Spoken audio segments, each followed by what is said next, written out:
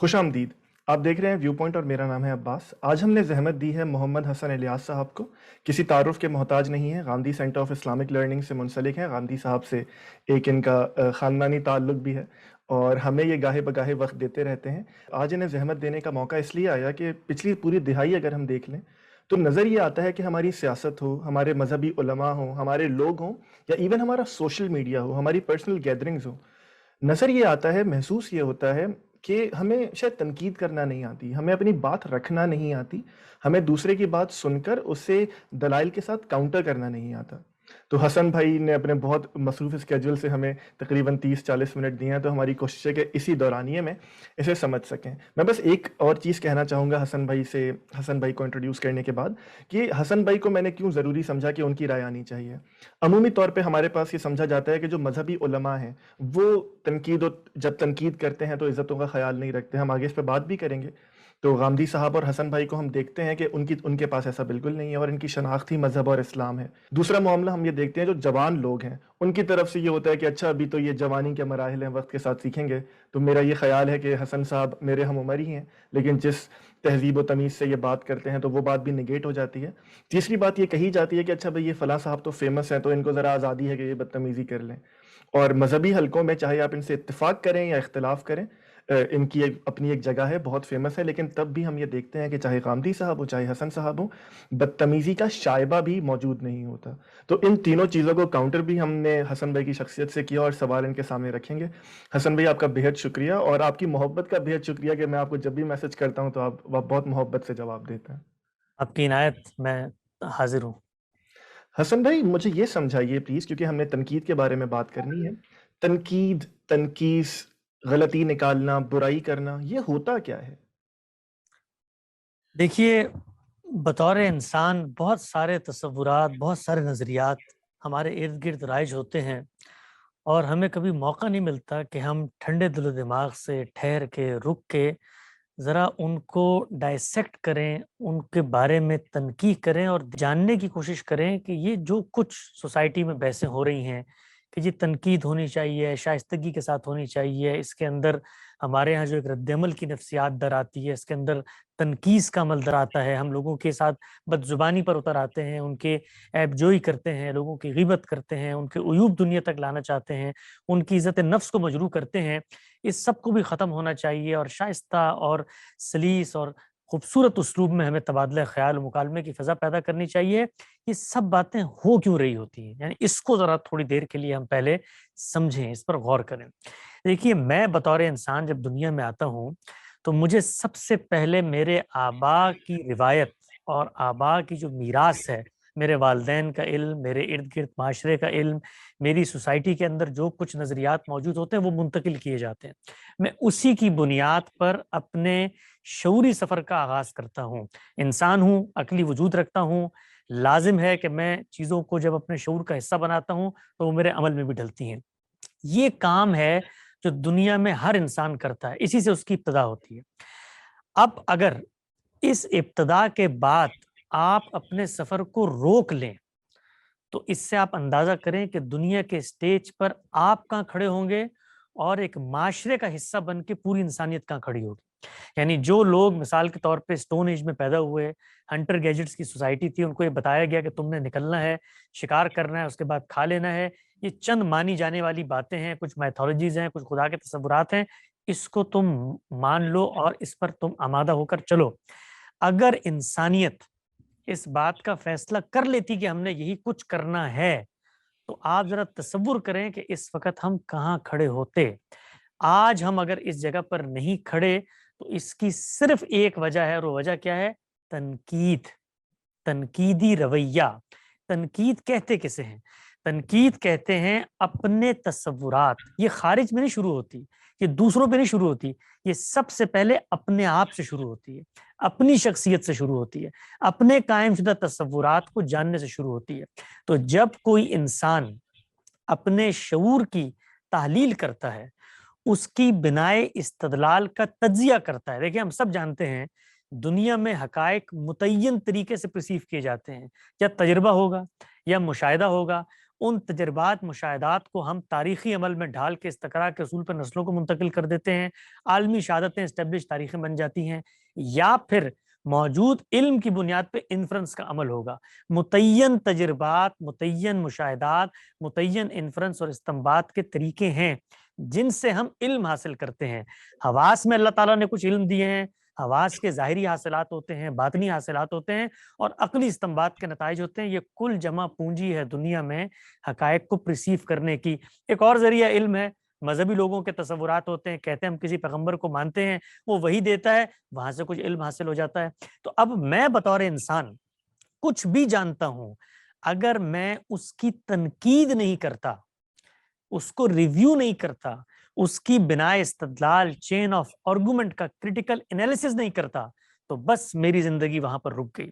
تو تنقید کسے کہتے ہیں؟ تنقید کہتے ہیں حقائق کو شعوری طور پہ دریافت کرنا، اور دریافت کے اس عمل میں نقد و نظر سے گزرنا۔ نقد و نظر سے گزرنے کا مطلب کہ جب میں اس پر غور کروں گا کہ میرے والد نے مجھ تک ایک بات پہنچائی، آبا کی تاریخ سے ایک بات منتقل ہوئی، سماج خارج معاشرہ مجھے یہ بات کرتا ہے، تو اس کی بنا استدلال کیا ہے، چین آف آرگومنٹ کیا ہے؟ مشاہدہ ہے، تجربہ ہے، استنباط ہے، وحی ہے، تخیل ہے، کیا ہے؟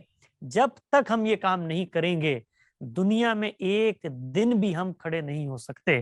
تو یہ جو کچھ آپ کو دنیا کے اندر ترقی نظر آتی ہے، یہ جو کچھ سوشل سائنسز کی ریفارمیشن نظر آتی ہے، یہ جو کچھ خورونوش کھانے پینے کے اندر آپ کو ایک افزونی نظر آتی ہے، یہ سب کچھ بھی، اور یہ جو کچھ ذرائع ابلاغ کے ذریعے دنیا کے اندر آج ایک جگہ سے بیٹھ کے دوسری جگہ مشینوں کے بل پہ اڑ کے جانا ہو، یا خیالات کا ابلاغ اور ترغیب ہو، یہ سب کچھ تنقید کے مرہون منت ہے۔ تو ہمارے ہاں جو سب سے بڑی بدقسمتی ہے وہ یہ کہ تنقید کا لفظ منفی مفہوم میں استعمال ہوتا ہے، پہلی چیز، اور تنقید کا لفظ خارج کے لیے استعمال ہوتا ہے، دوسری چیز۔ تنقید داخل سے شروع ہوتی ہے، اور تنقید مثبت رویے کا نام ہے، منفی رویے کا نام نہیں ہے۔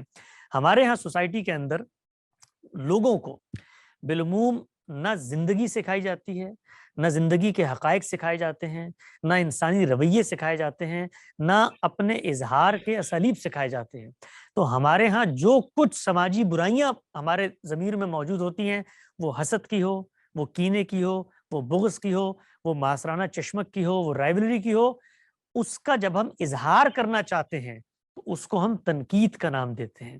ہم کہتے ہیں کہ فلاں آدمی وہاں بیٹھا ہوا تھا، میں گفتگو کر رہا تھا اور اس نے تیوری چڑھائی ہوئی تھی، تو گویا ہم نے اس پہ تنقید کی۔ یہ تنقید نہیں ہے، یہ تنقیص ہے، یہ نقص نکالنا ہے۔ تنقید یہ ہے کہ میں اس کے حقائق کی بنا استدلال کو علم کی بنیاد پہ چیلنج کروں گا، اس امکان کے ساتھ کہ جو کچھ میں بیان کر رہا ہوں دوسرے شخص کو بھی انہی ٹولز کی بنیاد پر میرے افکار کی تنقید کا حاصل ہے۔ تو تنقید انسانی زندگی کے اندر آگے بڑھنے کا واحد رستہ ہے، وہ دین کے معاملات میں ہو، وہ دنیا کے معاملات میں ہو۔ ہم انسان محدود زاویے سے چیزوں کو دیکھتے ہیں، یہ ہماری مجبوری ہے۔ ہم قلت علم کا بھی شکار ہو جاتے ہیں، قلت تدبر کا بھی شکار ہو جاتے ہیں، ہم اپنے خارج سے بھی متاثر ہوتے ہیں، ہم اپنے داخل سے بھی متاثر ہوتے ہیں، ہم نظریات کے اسیر بھی ہو جاتے ہیں، ہم ہیرو شپ اور آئیڈیلزم میں مبتلا ہو جاتے ہیں۔ تو جو کچھ تصورات دنیا میں اپنائے جاتے ہیں، اگر وہ انسان کے تصورات ہیں، بڑی خوبصورت بات فرمائی تھی امام مالک نے روضہ رسول کے سامنے بیٹھ کے درس حدیث دیتے ہوئے کہ اس قبر کے اندر جو شخص موجود ہے، اس کے علاوہ روئے زمین پر ہر شخص کے نظریات سے اختلاف ہو سکتا ہے، ہر شخص کے نظریات پر تنقید ہو سکتی ہے۔ تو خلاصہ کیا ہے آپ کے سوال کا؟ جواب کا خلاصہ یہ ہے کہ تنقید میری زندگی کی بقا کا نام ہے۔ میں تنقید نہیں کروں گا تو میں اس سماج میں قائم ہی نہیں رہ سکتا۔ میں قائم نہیں رہ سکتا تو میرا علم بھی قائم نہیں رہ سکتا۔ علم کی افزونی، حقائق کی معرفت، خیالات کی درستگی، معلومات کی شیئرنگ، کریٹیکل انالیسز، ریویو، ری لرن، ری تھنک، ری کنسٹرکشن، اس کا نام ہے تنقید۔ یہ جس سوسائٹی میں ختم ہو جائے، وہ سوسائٹی پھر وہاں پر وہی عالم ہوتا ہے جو قحط الرجال میں ہو جاتا ہے۔ مرگ انبوہ لوگ نہیں ہوتے، پتلے بنے ہوئے ہوتے ہیں۔ وہ خیالات، بڑی خوبصورت بات کہی تھی مفتی شفیع علیہ رحمہ نے، ہمارے عہد کے بہت بڑے عالم ہیں مفتی تقی عثمانی، ان کے والد گرامی قدر، بڑی خوبصورت ایک بات انہوں نے اپنی کتاب میں لکھی۔ انہوں نے کہا کسی سوسائٹی میں آپ رہتے ہوں اور وہاں پر آپ کو تنقید کرنے والے لوگ نہ ملیں، ایک دوسرے کے نقطہ نظر سے اختلاف کرنے والے لوگ نہ ملیں، تو اس کا مطلب یہ ہے کہ وہ سوسائٹی انسانوں کی نہیں منافقوں کی سوسائٹی ہے. ہو نہیں سکتا، اس لیے کہ جہاں پر عقل ہوگی وہاں وہ کام کرے گی، جہاں وہ کام کرے گی وہاں رستے نکلیں گے، جہاں رستے نکلیں گے وہاں اختلاف ہوگا، اور یہ اختلاف ہے کہ پھر جس کے نتیجے کے طور پہ ہمارے ہاتھ میں علم کی بھی ترقی آتی ہے اور عمل کی بھی ترقی آتی ہے. حسن بھائی، آپ کے جواب میں یہ مضمر نہیں ہے کہ جب ہم اپنے اوپر تنقید کرتے ہیں، جیسے آپ نے کہا کہ تنقید کا عمل اندر سے شروع ہوتا ہے، تو اس میں یہ بات مضمر نہیں ہے کہ کیا ہو سکتا ہے کہ جب تک جو میں نے سیکھا، جو اپنے آبا سے سیکھا، جو میرا مشاہدہ ہے، وہ غلط ہو سکتا ہے؟ تو ہم ایک نیگیٹو بنیاد پہ ہی وہ عمارت کھڑی نہیں کر رہے کہ میں غلط بھی ہو سکتا ہوں یا میں غلط ہوں. نہیں، میں غلط بھی ہو سکتا ہوں، میں ٹھیک بھی ہو سکتا ہوں، میری بات آدھی غلط ہو سکتی ہے، آدھی ٹھیک ہو سکتی ہے. سوال یہ ہے کہ میری بات کی بنیاد کیا ہے. میں مثبت زاویہ نظر سے اس کو انالائز کرنے جا رہا ہوں، نہ میں یہ مان رہا ہوں کہ میری تاریخ غلط، میرے والدین غلط، میرے افکار غلط، میرے خیالات غلط، میں آج ہی نئی دنیا پیدا کروں گا. نہیں، یہ نہیں کر رہا. میں مثبت انداز میں یہ دیکھنے کی کوشش کر رہا ہوں کہ جو کچھ مجھ تک منتقل ہو چکا ہے اس کی بنائے استدلال کیا ہے. ایک چھوٹی سی مثال سے میں آپ کو یہ حقیقت واضح کرتا ہوں. اس دنیا میں ہر عمل جو میں کرتا ہوں اس کو پہلے مرحلے میں میرے شعور کا حصہ بننا چاہیے، اور کوئی بھی عمل، وہ چھوٹے سے چھوٹا عمل کیوں نہ ہو، یہاں تک کہ میں اگر گھر سے نکل کے ٹریفک کی بتی پہ گاڑی کو روکتا ہوں تو یہ بھی میرا ایک شعوری فیصلہ ہوتا ہے. کوئی بھی شعوری فیصلہ اس وقت تک انسان نہیں کر سکتا جب تک اس کے سامنے اس کی ریزننگ واضح نہ ہو. تو مجھے جو کچھ علم ملے گا میں اس کو شعوری طور پہ عمل میں نہیں ڈال سکتا جب تک ریزننگ معلوم نہ ہو، وجہ معلوم نہ ہو، سبب معلوم نہ ہو، علت معلوم نہ ہو، مقصد معلوم نہ ہو. تو وہ میرا ریچول تو بن سکتا ہے، پریکٹس تو بن سکتی ہے، شعوری عمل نہیں بن سکتا. تو مجھے جو کچھ ملے گا پیچھے سے یا آگے سے یا دائیں بائیں سے، جو کچھ ملے گا میں ایک کام کروں گا، ریزننگ جانوں گا اس کی. وہ ریزننگ علم اور عقل کے مسلمات ہوں گے، وہ تاریخ کے اسٹیبلش فیکٹس ہوں گے، وہ تجربے مشاہدے پہ مشتمل چیزیں ہوں گی، وہ کوئی استنباطی حقیقت ہوگی، وہ کوئی استقراء انڈکشن کے نتیجے میں پہنچا ہوا علم ہوگا، یا وہ وحی کا علم ہوگا. اس کو علم اور عقل کے مسلمات کی روشنی میں ان میڈیمز آف نالج کے ذریعے میں جانوں گا جن سے مجھے ایبسولوٹ قطعیت حاصل ہوتی ہے. تو عمل مثبت ہے، نتیجہ منفی بھی نکل سکتا ہے، نتیجہ مثبت بھی نکل سکتا ہے. تو مثبت عمل کا نام تنقید ہے. یہ بڑی بدقسمتی ہے ہماری کہ ہماری سوسائٹی میں نقد کو، تنقید کو منفی رویہ سمجھا جاتا ہے. یہ خیرخواہی ہے اپنی بھی اور معاشرے کی بھی. لہٰذا جب کوئی شخص مجھ پر تنقید کر رہا ہے تو وہ میرا سب سے بڑا محسن ہے، اس لیے کہ وہ دو ہی کام کرے گا. یا تو وہ مجھے میرے علم کی غلطی بتائے گا تو وہ کنٹریبیوٹ کرے گا نالج آف ورلڈ میں. وہ مجھے اگر کوئی چیز سکھا رہا ہے تو میرا علم بڑھا رہا ہے، میرا محسن ہے، میرا استاد ہے، تو میں اس کا ہاتھ پکڑوں گا، اس کے لیے دامن پھیلا کے دعا کروں گا کہ اس نے صحیح حقیقت مجھے بتا دی. ایک طریقہ. یا پھر اس کی تنقید غلط ہوگی تو مجھے یہ فائدہ ہوگا کہ میں اپنی بات کی پریزنٹیشن بہتر کر سکتا ہوں کہ جو غلط فہمی اس کو پیدا ہوئی ہے دوسرے لوگوں کو نہ پیدا ہو. تو ہر حال میں تنقید ناقد کا اور جس پر تنقید کی جا رہی ہے اس کا فائدہ ہی کرتی ہے.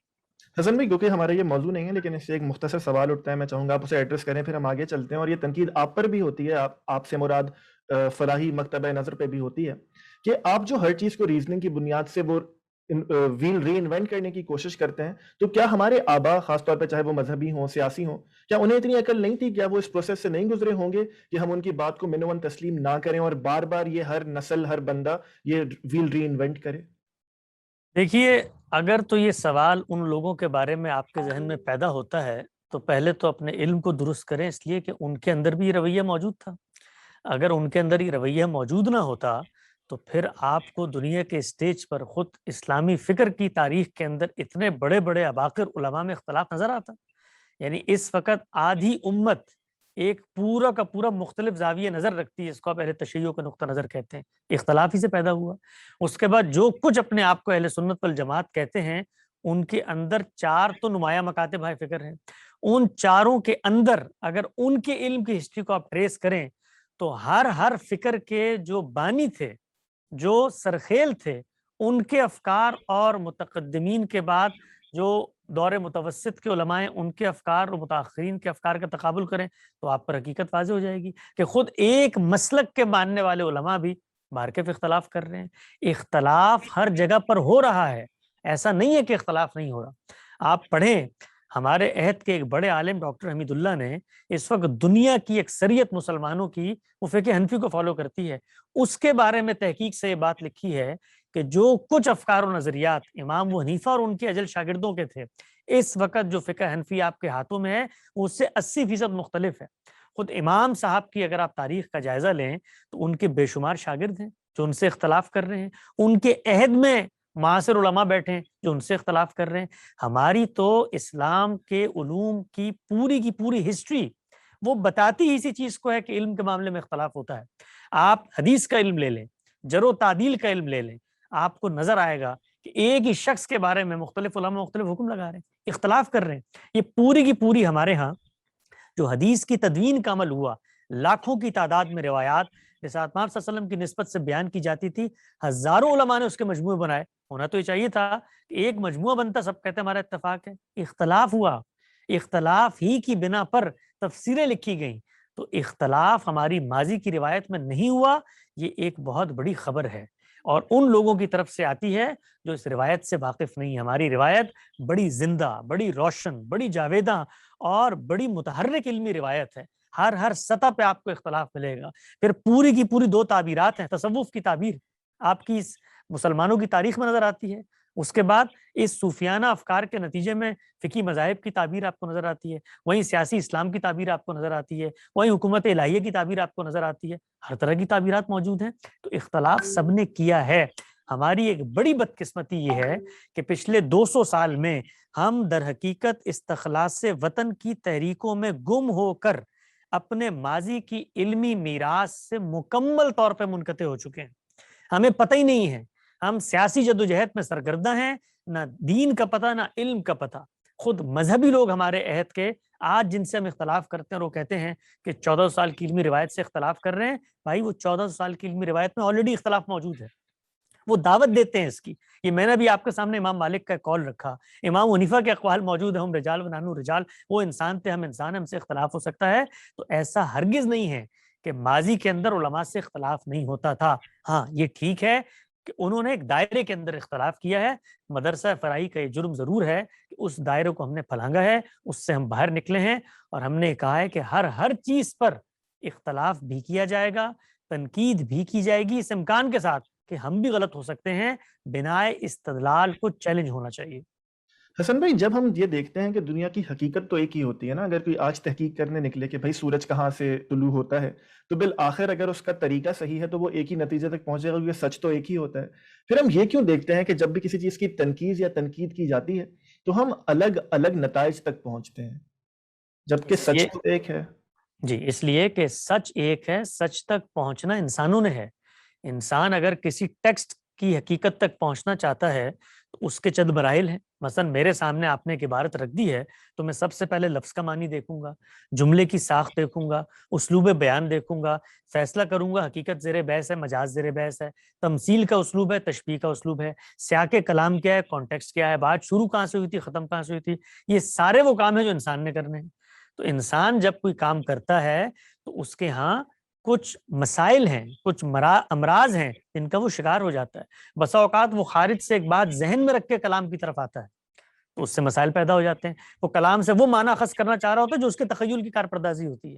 اسی طریقے سے جملہ موجود ہے، ٹیکسٹ موجود ہے، ٹولز پر گرفت نہیں ہے، پتہ ہی نہیں ہے کہ لفظ اپنے صلات کے ساتھ کیسے استعمال ہوتا ہے، جملے کی کمپوزیشن میں کیا لفظ کیا معنی دیتا ہے۔ تو یہ نہیں ہوگا تو مختلف معنی نکل آئیں گے۔ بڑی خوبصورت بات ہے امام حمید الدین فراہی نے فرمائی، وہ یہ کہ ایسا نہیں ہوتا کہ کلام میں یہ طاقت نہیں ہے، بلکہ قلت علم اور قلت تدبر، یہ دو چیزیں ہیں جن کی وجہ سے آپ یہ دیکھتے ہیں کہ سچائی ایک ہے لیکن میں اس تک نہیں پہنچ پاتا۔ اور یہ صرف دین کے معاملے میں نہیں ہے، دنیا کے معاملے میں چلے جائیں، لیبارٹریز میں چلے جائیں، سائنس کے میدان میں چلے جائیں، یہ R&Ds اتنے بڑی بڑی ملٹی نیشنل کمپنیوں نے کھولے ہیں، وہاں چلے جائیں، ہر جگہ پہ ٹرائل اور ایرر ہے، یہی کچھ ہو رہا ہے۔ بھائی گریوٹی کا لا تو ایک ہی تھا نا، پھر جہاز کیوں گر جاتے ہیں آج ہمارے یہاں؟ اگر ایک ہی حقیقت ہے، وجہ کیا ہوتی ہے؟ انسان کی کوتاہی، انسان کی کمزوری، انسان کی کمی۔ تو اس کو جب آپ کاؤنٹر کر لیتے ہیں تو حقیقت آپ پر بالکل واضح اور آشکارا ہو جاتی ہے۔ हसन भाई, क्योंकि हम 20 मिनट मार्क हिट कर चुके हैं और हमारे पास आपके वक्त से बस 15 मिनट है, तो मैं चाहूंगा कि आप मुझे ये बताइए कि ये तो आपने समझा दिया कि तनकीद को उसके उसलूब में देखें तो वो कोई नेगेटिव चीज़ नहीं है, तो तनकीस, किसी की गलती निकालना, अपनी मुख्तलिफ राय का इजहार करना, इसके कोई आदाब भी हैं क्या? हमारे पास हमारे उलमा की तरफ से, आबा की तरफ से किताबों में कोई तरीका है कि जिस पे अमल करके हम ये इस काम को बेहतर तरीके से सर अंजाम दे सकें? देखिए, तनकीद तो खालिस्तन अक़ली अमल है और अक़ली अमल के आदाब खुद अक़ल तय करती है। मैंने अगर किसी पे तनकीद करनी है तो सबसे पहले मुझे उसका मौक़िफ़ बयान करना है। ये इख़लाक़ी ज़िम्मेदारी है। यानी मैं जो बात उससे मंसूब करूँ, उसको ये आगे बढ़ के कहना चाहिए है कि यही मेरी बात है, मैं यही कहता हूँ। बिल्कुल दुरुस्त अंदाज़ में मेरी बात बयान हो चुकी है। हमारे यहाँ जो सबसे बड़ी ख़ामी है तनकीद के पूरे इस अमल में, वो ये है कि जिस पर तनकीद की जा रही होती है, वो हाथ उठाकर खड़ा होता है कि ये मेरी बात ही नहीं है। मैं ये कहना ही नहीं चाह रहा जिस पर आप तनकीद कर रहे हैं। हम पर भी आपने देखा होगा अक्सर ये सितम होता है, गामदी साहब के अफ़कार व नज़रियात पर भी, कि उलमा शब-रोज़ तनकीद कर रहे होते हैं। हम वो तनकीदें पढ़ते हैं, संजीदगी से पढ़ते हैं, खैरख़ाही के जज़्बे से पढ़ते हैं कि हो सकता है हमारी किसी बिना इस्तिदलाल का तज्ज़िया किया हो, लेकिन 80-90% तनकीदें आप यकीन जानें वो ऐसी होती हैं कि जिस पर खुद सर पकड़ के बैठ जाते हैं कि भाई मैं तो ये बात कहना ही नहीं चाह रहा जिसके ऊपर तनकीद हो रही है। कभी पेश नज़र मैं आपको इसकी अदना सी मिसाल देता हूँ। गुज़िश्ता दिनों गामदी साहब ने एक मौजू पर गुफ्तगू की, मशहूर तारीखी निज़ा है सैयदना अली और अमीर मुआविया के दरमियान। उसके अंदर उन्होंने एक बात बयान करने की कोशिश की कि देखें, जो अव्वलीन खुलफाए राशिदीन थे, उन्होंने अपने अपने ज़माने में अपने अहद के तकाज़ों, अपने उर्फ़ और तमद्दुन की ज़रूरियात के मुताबिक जमहूरियत को इम्प्लीमेंट किया, लेकिन उन्होंने कोई ऐसा सिस्टम बनाकर हमें नहीं दिया कि उनके अहद के बाद जब सल्तनत एक्सपेंड होगी, हज़ारों, लाखों, करोड़ों लोग उसमें शामिल होंगे, तो वहाँ पर नक़्ल इक़्तिदार या हुकूमत साज़ी कैसे की जानी चाहिए है। ये उन्होंने एक नज़रिया पेश किया और ये बताया कि इन खुलफा के बाद जो लोग आए, उनके पास कोई कॉन्स्टिट्यूशनल रिवायत मौजूद नहीं थी कि जिसकी बुनियाद पे वो फैसला करते। ये बात उन्होंने लोगों को समझाई। अब इस पर एक तनकीद हुई। वो तनकीद ये थी कि गामदी साहब ने ये कह दिया कि खुलफाए राशिदीन तो बिल्कुल नाकिस काम करके गए हैं, या खुलफाए राशिदीन तो नाकाम हो गए, या खुलफाए राशिदीन ने तो वो काम ही नहीं किया जिस काम के लिए उनको भेजा गया था। तो आप जरा तसव्वुर करें, जो बात कही जा रही है और जिस बात पर तनकीद हो रही है, उसमें कितना फर्क है, जमीन आसमान का फर्क है। यानी वहां पेश नजर ही नहीं है, बल्कि वहां तो उनकी तहसीन मकसूद है कि उन्होंने अपने जमाने, अपने हालात, अपने तमद्दुन के मुताबिक उस पर अमल किया। ना सिर्फ ये कि उन पर कोई जिम्मेदारी नहीं थी, बल्कि उन्होंने कोई ऐसा काम किया भी नहीं कि जिसके लिए आप बात के लोगों को पाबंद करें। तो ये होता है हमारे यहाँ। हम पहला काम जो गलत करते हैं वो ये कि लोगों का वो मौक़िफ़ जो वो कहते हैं कि मेरा मौक़िफ़ है, वो बयान करने की सलाहियत ही नहीं रखते। क्यों नहीं रखते? इसलिए कि हमारी ट्रेनिंग नहीं है इल्मी चीज़ों की तनकीह की, इल्मी चीज़ों को डाइजेस्ट करने की, पढ़ने की, बिनाए इस्तदलाल को समझने की, चेन ऑफ आर्गुमेंट को समझने की। हम एक ज़हन बनाकर किताब की तरफ जाते हैं और अपने अख़ज़ करदा मतालिब लाकर उस पर तनकीद करना शुरू कर देते हैं। तो पहली इख़लाक़ी ज़िम्मेदारी वो ये है कि आप जब भी तनकीद करेंगे, दूसरे को ये कहना है कि यही मेरी बात है, आपने नहीं कहना। दूसरे ने खड़े होकर बताना है यही मेरा मौक़िफ़ है। तो ये पहली इख़लाक़ी ज़िम्मेदारी है। दूसरी चीज़ क्या है? दूसरी चीज़ ये है कि बिनाए इस्तदलाल का तज्ज़िया होगा। हम क्या करते हैं? हम नताइज का तज्ज़िया करते हैं, या उस नुक्ता नज़र से कुछ इम्कानी चीज़ें पैदा हो सकती हैं, उस पे तनकीद करते हैं। मिसाल देता हूँ मैं आपको, भाई गांधी साहब के बहुत सारे अफ़कार पे लोग तनकीद करते हैं, इन्होंने दीन को आसान बना दिया। अब ये तनकीद होती है। भाई मुश्किल और आसानी अगर दीन चाहता है तो मैं तो कुछ नहीं कर सकता। आपको मुझ पर मेरी गलती अगर वाज़ेह करनी है, तो क्या करना है? आपने मेरी बिना इस्तदलाल का तज्ज़िया करना है। चेन ऑफ आर्गुमेंट को आपने रिफ्यूट करना है, उसको काउंटर, उसको चैलेंज करना है, तो वो काम होता ही नहीं है। हमें पता ही नहीं है कि बिना इस्तदलाल डेवलप कैसे होती है और बिना इस्तदलाल को डिस्कवर कैसे किया जाता है। तो जो दूसरा आदाब में से एक अदब है तनकीद करने का, वो ये कि बिना इस्तदलाल का तज्ज़िया करें, चेन ऑफ आर्गुमेंट का तज्ज़िया करें, और वो कॉमन ग्राउंड्स पे होता है।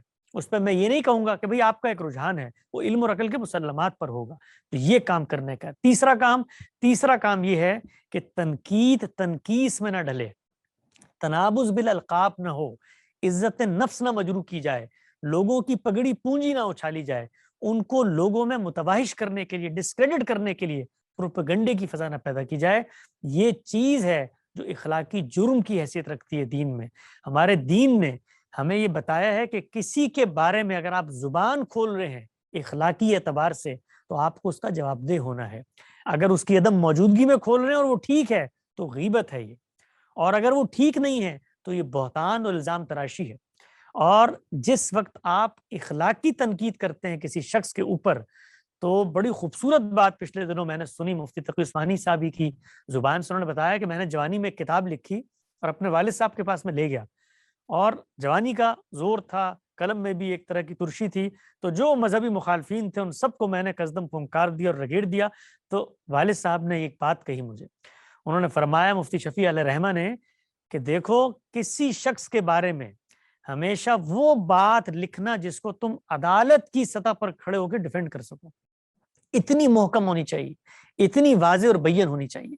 تو ہمارے ہاں لوگوں کی نیت، ان کے محرکات، ان کے عزائم، ان کے ذرائع آمدن، ان کے بود و باش، ان کے سفر و حضر، اس کے بارے میں جس غیر محتاط انداز میں گفتگو کی جاتی ہے. میں خود مذہبیت کی کوک میں وقت گزار کے گاندھی صاحب کی طرف متوجہ ہوا تو میں سنتا تھا ایک زمانے میں، اور آج میں سوچتا ہوں جب میں شخصیت کے قریب ہوں گزشتہ 10-12 سال سے، تو جو کچھ میں سنتا تھا وہ لوگ روز قیامت کیا جواب دیں گے اللہ تعالیٰ کو؟